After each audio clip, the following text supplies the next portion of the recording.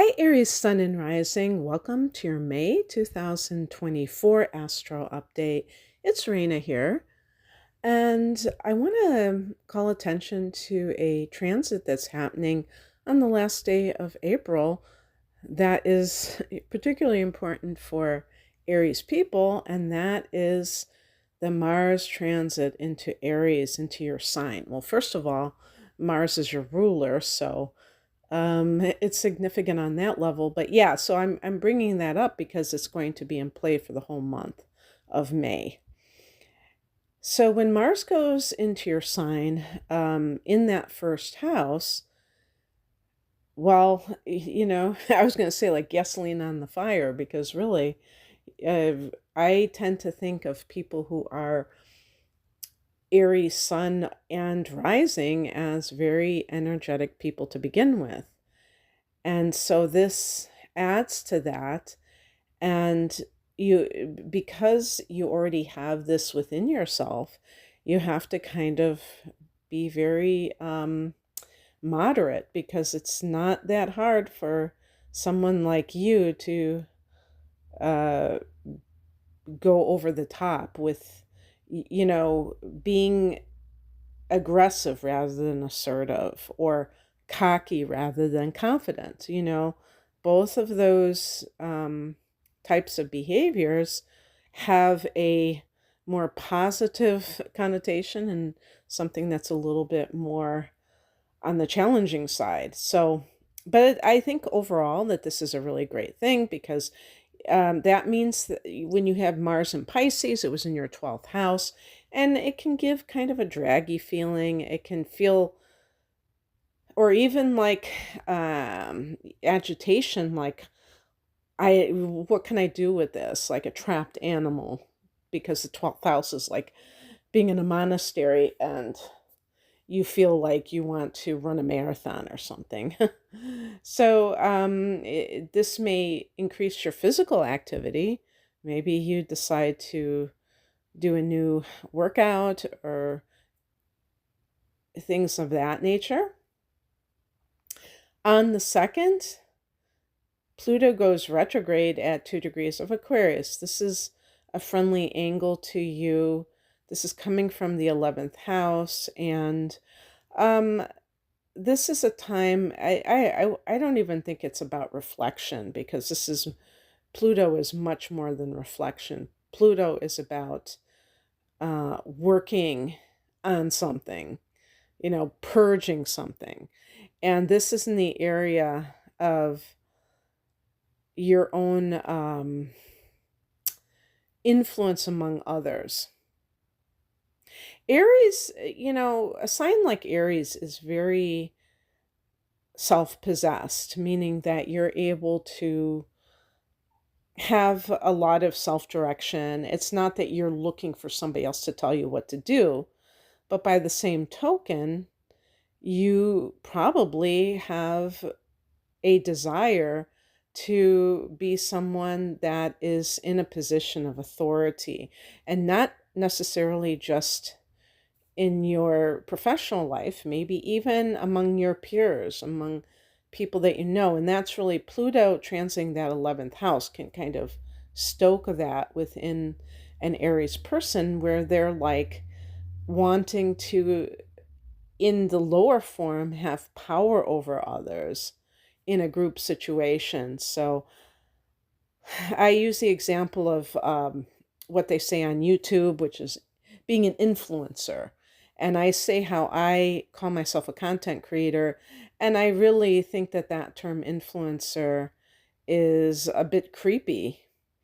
But there's a positive angle when somebody feels that they were born to lead, and they want to exert positive and a positive effect over multiple people, over a group of people.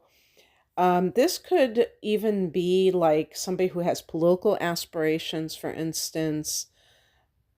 So it does have a positive outlet or intention. Also, the 11th house is the house of your hopes and wishes. And you may be obsessed during this transit, which, by the way, this is a general reading, so it's not going to necessarily affect you in this way, but um, the transit of Pluto through Aquarius is going to take 20 years altogether. So suffice it to say, if it is falling in your 11th house during throughout the duration, then that's going to be quite an influence. But even if it's not that long, it still is going to be pretty long. And you may become obsessed with a particular long range goal that you want to achieve. And sometimes obsessions, are harmless, and sometimes they're a little bit more problematic because if it's hard for you to achieve that goal, then it can feel like you drop everything just to make that happen. So when you think of things that you want to accomplish in the next, let's say, at least decade, to be conservative about it, um, practice moderation, where you're not just like sacrificing your happiness in the here and now for something that is in the future, because that's a mistake that people tend to do in general. And that could, you know, lead to disillusionment, because it's something that it really is an illusion to think that you can be happy, you can place your happiness in the future. Also, this is the house of gains. So you really stand to become wealthy through your business or your career. When Pluto is in the 11th house, Pluto is about wealth, can be about wealth and, financial power. But this is retrograding. So it means that you're going within with these, whatever this means to you, this transit, and you're looking at it from your own standpoint, not other people's. So in other words, if you're hoping to make more money, or even obsessed with making more money through your business, like getting a financial upgrade, it's owning your personal power as it relates to that. And so there can be some soul searching that takes place, but also resolve, like a personal resolve of how you're going to make this happen. On the 7th, the new moon is at 18 degrees of Taurus.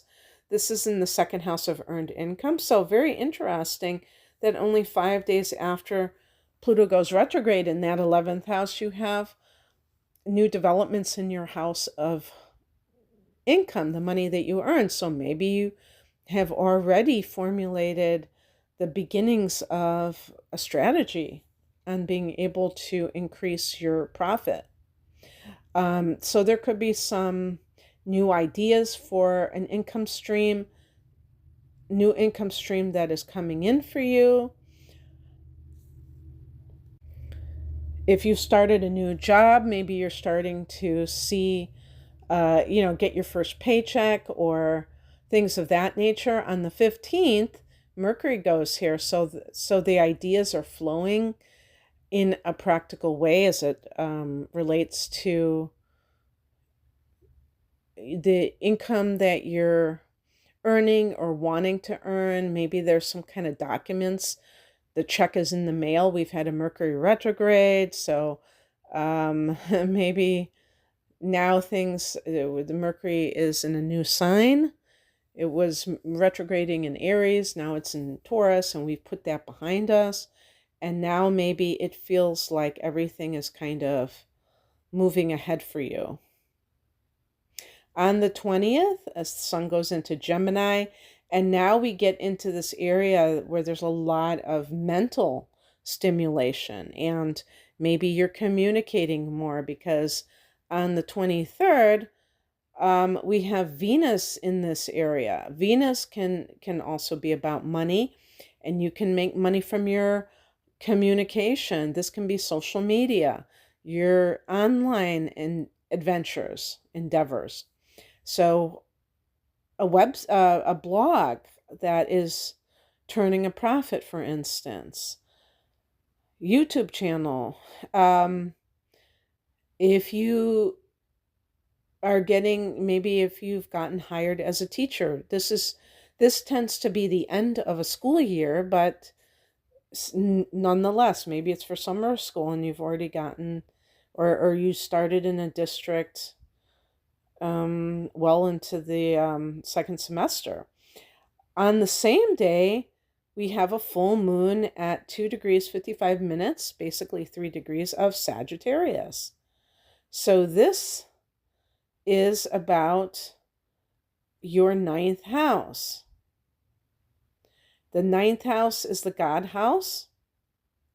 So this could be a spiritual download that has to do, that affects your philosophical framework, which may not sound very important in the grand scheme of things, but it is, because it can guide your direction in life.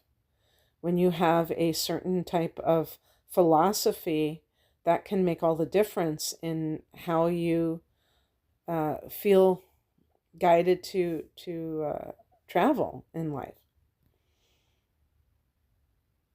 This can be ending some kind of assignment or involvement in academia. Again, May, end of the semester. Maybe you're graduating from college or grad school or what have you. On the 25th, Jupiter goes into Gemini. So Jupiter is going to be in this sector for the next 12 months, I think. I'll have to check when it goes into Cancer in 2025. Now, this I'm going to be doing a separate video for all the signs of Jupiter and Gemini, so stay tuned for that. But third house matters. Could be blessed, could find some kind of increase for you, Aries.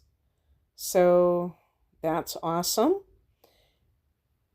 And yeah, so I'm going to leave it there. I hope that you enjoyed this. If you would like a private reading, I'm promoting my double readings that are natal chart based, called my deep dive readings, an hour of natal chart analysis, an hour of transits, for a special price, buying it together.